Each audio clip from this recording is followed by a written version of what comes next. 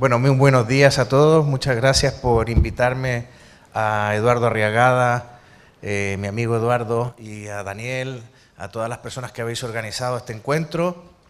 Tengo 20 minutos para intervenir y voy a apoyarme en esta presentación que hice en Tecnológica en Tenerife en marzo.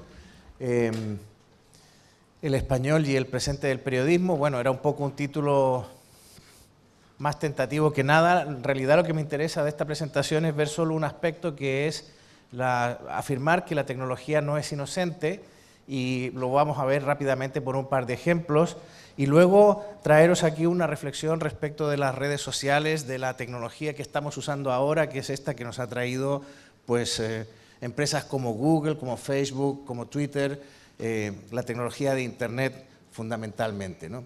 La tecnología no es inocente, y entonces el estribo, por ejemplo, el estribo es fue inventado entre la India y China, pues más o menos en torno al siglo I de nuestra era, pasó por Persia, fue evolucionando, llegó a Europa en el siglo V,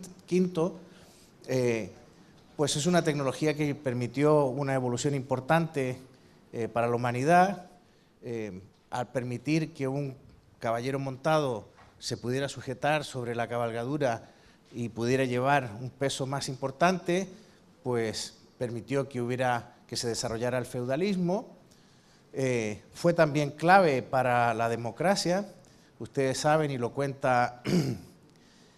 cuentan varios historiadores que descubrieron este fenómeno y que descubrieron esta relación, cuando los normandos, los caballeros normandos de Guillermo Conquistador invaden Inglaterra, la Gran Bretaña, ellos disponen de la tecnología del estribo, pero los sajones que están con Harold en las Islas Británicas no la tienen. De hecho, lo más importante de la fuerza militar que Guillermo llevaba para invadir la isla era su caballería pesada. Y en cambio la gran defensa de los sajones eran sus arqueros, los famosos arqueros, nos sonará de las películas de Robin Hood. El hecho de poder llevar una caballería pesada permitió que Guillermo ganara en la batalla de Hastings, no solo ganara, sino que terminó matando a Harold, ganara la batalla y los normandos dominaran las Islas Británicas. Y será 5 dinastías después de Guillermo el Conquistador que uno de sus herederos, que se llamaba Juan Sin Tierra, que todos más o menos sabréis de él, porque era el hermano de Ricardo Corazón de León, se vio obligado a conceder a los caballeros feudales británicos la famosa Carta Magna, que, mejorando algunas demandas de las Cortes de León, podríamos considerar como el primer documento constitucional que existe en la tierra y el arranque de la democracia representativa, cuando esos caballeros feudales le exigieron a Juan Sin Tierra, que la próxima vez que decidiera recaudar impuestos para organizar una guerra y aumentar sus dominios, por lo menos les tuviera que consultar a la asamblea de señores feudales cuáles eran sus propósitos. Con lo cual, fíjate cómo una tecnología que parecía inocente, como el estribo, y que iba a tener otra utilidad, pues acabó siendo crucial en algún momento, ¿no? La imprenta, y esto lo sabéis bien por los que habéis leído a McLuhan, McLuhan cita este episodio del estribo, yo creo que es en Understanding Media. Lo mismo pasa con la tecnología de la imprenta. La imprenta impuso una manera lineal, secuencial, alfabética de descifrar lo escrito. Todo esto debe ser muy conocido por la gente de las comunicaciones. La manera de acceder a la información se convirtió en extremadamente racional, apelando a ese conductor del elefante que es nuestro conocimiento intuitivo, ¿no? Dicen los psicólogos sociales hoy que el conocimiento, el cerebro humano, tiene una parte que es un cerebro que compartimos con los animales, un cerebro intuitivo que nos permite un conocimiento instantáneo. Si habéis leído a Kahneman, lo tenéis claro ahí en Pensar rápido, pensar despacio. Ese conocimiento, ese cerebro es el que nos hace oír algo en la espesura y sentir inmediatamente activar los reflejos para estar alerta, y que incrementa la adrenalina en el organismo humano. Y sobre ese cerebro, los humanos hemos desarrollado sobre ese elefante, dice Jonathan Haidt, por ejemplo, este elefante que es nuestro conocimiento intuitivo, y donde están las sensaciones y las emociones también, el cerebro humano ha desarrollado un conductor que teóricamente está sentado encima del elefante y ese conductor es nuestro cerebro humano, es la parte humana del cerebro, la que no compartimos con los animales y que tiene mucho que ver con el lenguaje, el desarrollo del lenguaje. Bueno, pues nosotros hay un momento en la historia en que la tecnología cambia la manera de desarrollo. Ese cerebro venía desarrollándose en torno al lenguaje como una expresión oral, básicamente lo que llevaba a un tipo de configuración social donde las personas mayores mandaban más que las jóvenes porque, entre otras cosas, tenían mayor conocimiento, pero con la aparición de esta tecnología que se llama imprenta, cambia la manera en la que el conocimiento empieza a ser transmitido y se terminan desarrollando modelos alfabéticos en ese conductor que va sentado sobre el elefante, ¿no? Hago un inciso ahí rápido. Hay varias teorías sobre la relación entre el elefante y el conductor. O sea, si ustedes son platónicos, creerán que el elefante está dirigido por el conductor. O sea, que nuestra razón guía nuestros impulsos y nuestro conocimiento espontáneo. Si han leído a Hume, verán que Hume piensa que nosotros nos dejamos guiar por el elefante y en realidad lo que hace el conductor es inventando excusas para darle la razón al elefante. El elefante va hacia la derecha y el conductor dice, no, es que vamos hacia la derecha porque el camino es mejor. No vamos a la izquierda porque hay un río.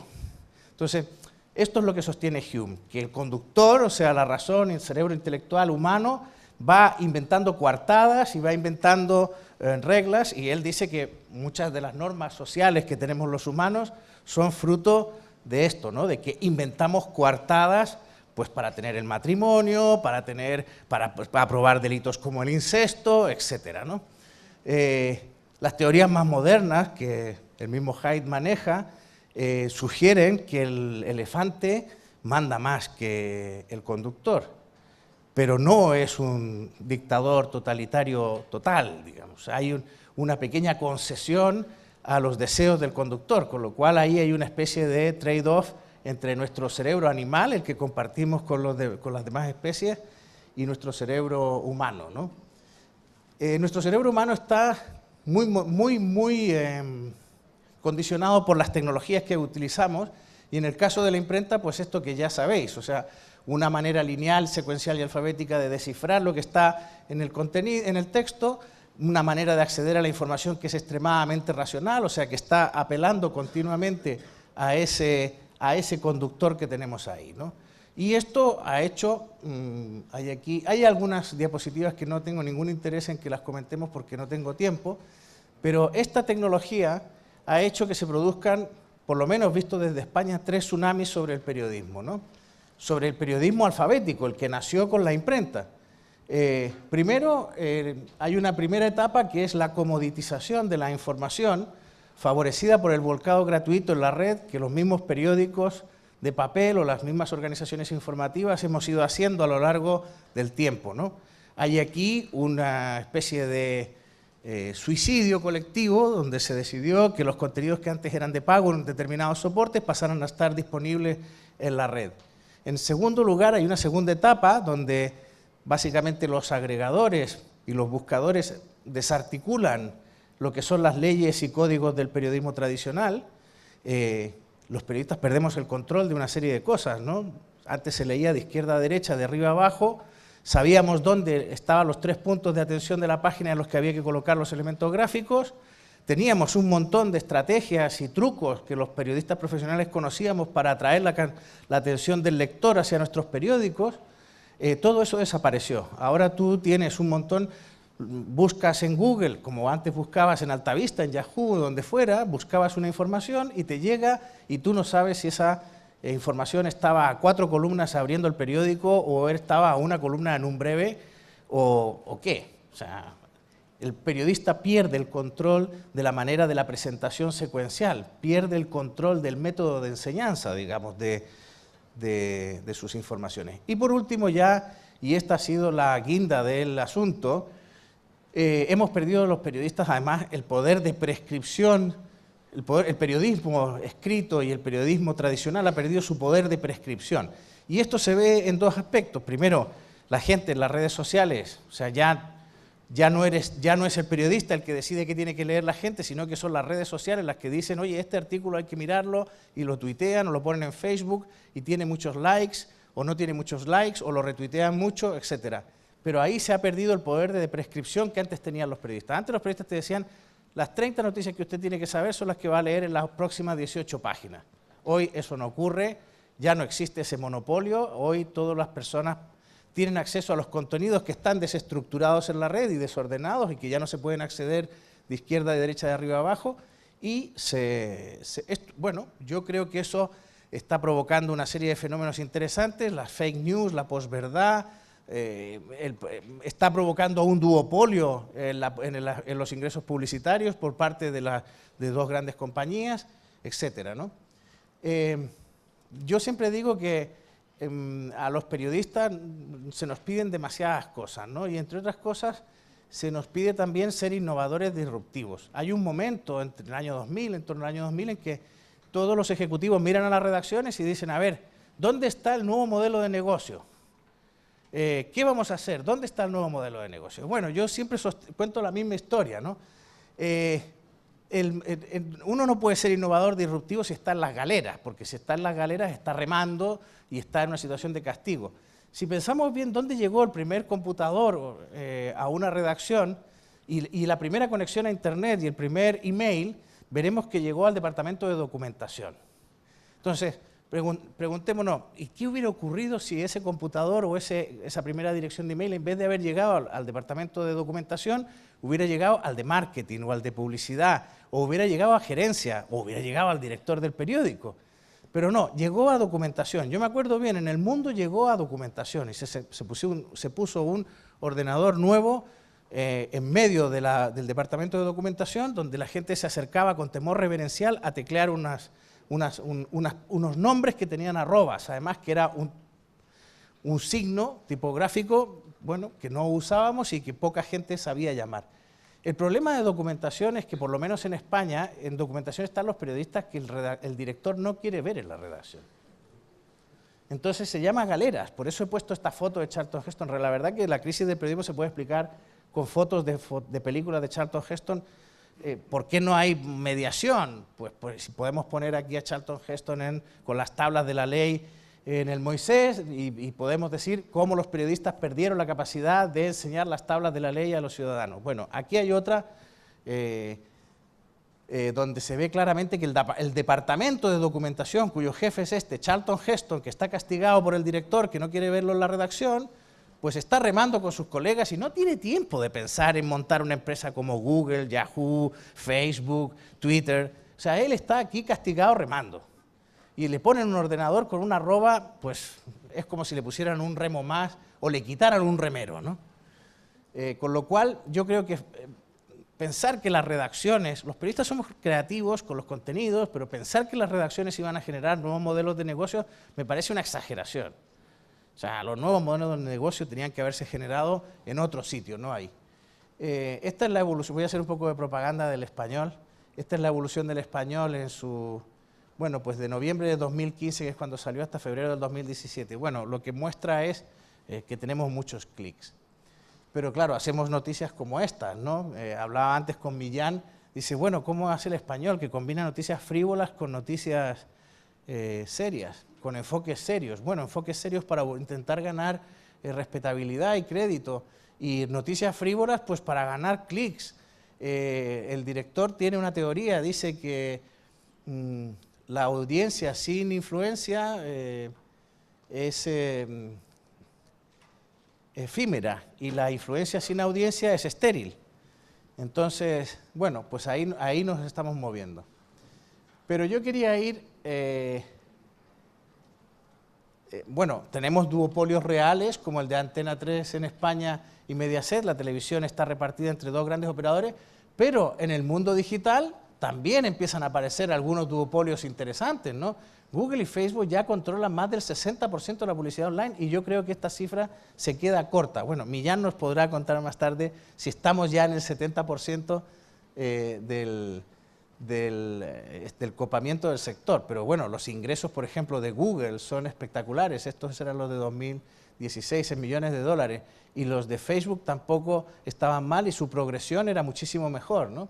Pero bueno, algunas cosas que me han parecido innovadoras, por ejemplo, en el terreno informativo, este robot ¿no?, que se llama Politibot, y que a mí me parece la cosa más innovadora que se hizo en el periodismo español en la campaña electoral pasada, ¿no?, la de 2016.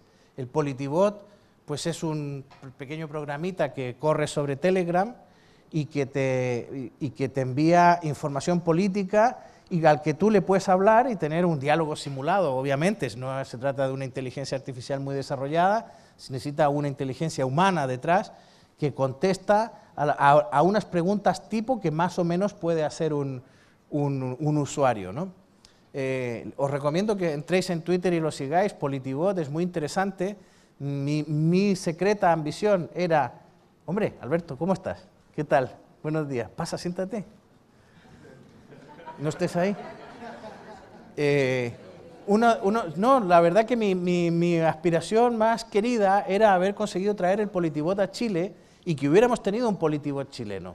Creo que hubiera sido muy divertido en esta campaña electoral haber tenido un Politibot, pues eso, que comentara las encuestas, que te diera información política. Es una manera, hombre, que yo creo que apunta a por dónde van a ir las cosas a través de la gamificación, la cosa lúdica, etcétera, ¿no? Esto no me interesa, bueno, la innovación está obsoleta. La otra reflexión que yo quería que compartiéramos tiene que ver con este tipo, ¿no?, con el tipo, el autor de este libro, que para mí ha sido un descubrimiento. Se llama Byung-Chul Han. Byung-Chul Han, algunos lo conoceréis, aquí en Chile creo que hace poco hubo una conferencia o algo, una actividad relacionada con él.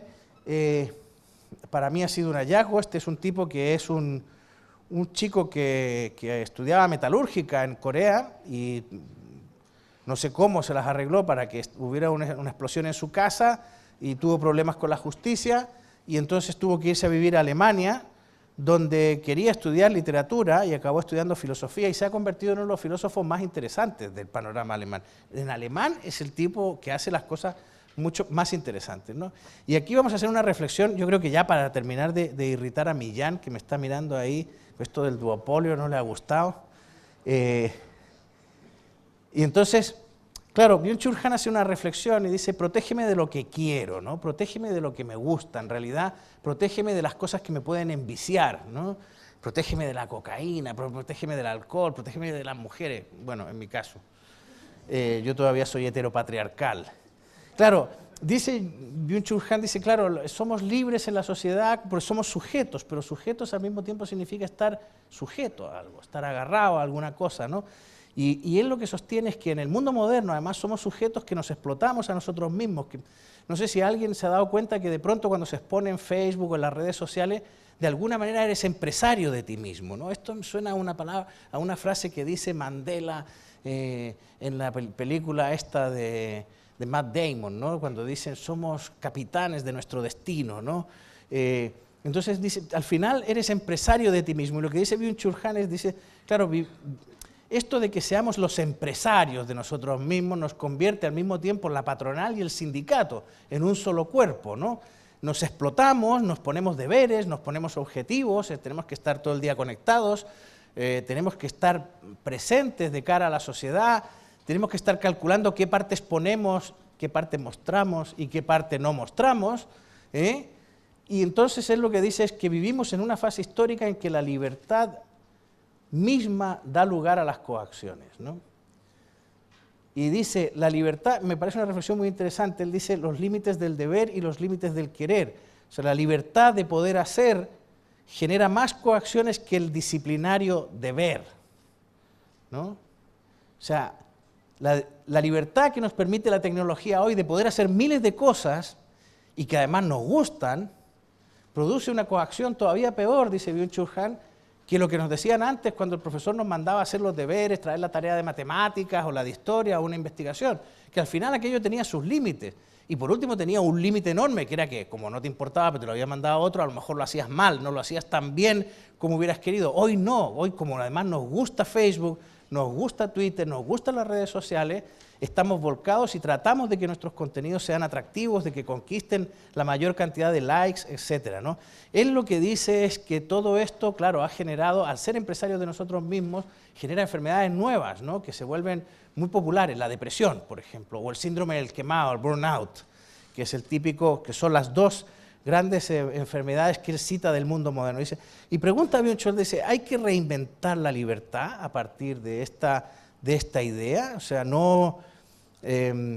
claro, resulta muy eficiente que el sistema explote. No es eficaz explotar a alguien cuando está en contra, pero explotar a alguien que está a favor, bueno, resulta muchísimo más fácil. Entonces él dice, la sociedad del control digital hace un uso intensivo de la libertad, pero al mismo tiempo sostiene que es una ficción de libertad.